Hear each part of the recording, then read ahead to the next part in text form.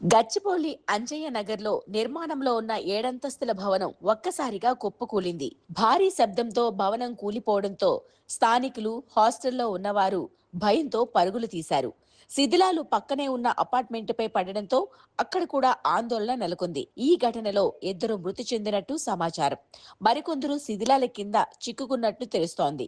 అసలు 50 గజాల స్థలంలో నాలాను ఆనుకొని 7 అంతస్తుల భవనం నిర్మించడానికి అనుమతులు ఉన్నాయా?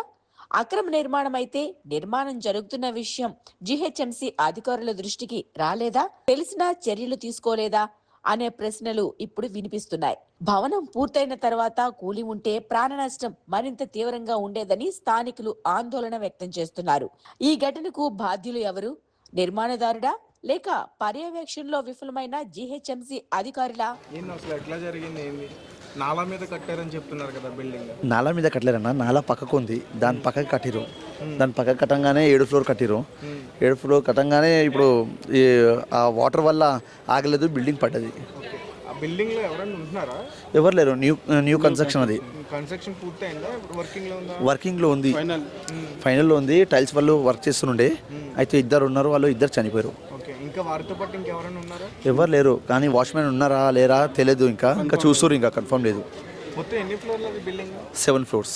7 ఫ్లోర్స్. అవునండి.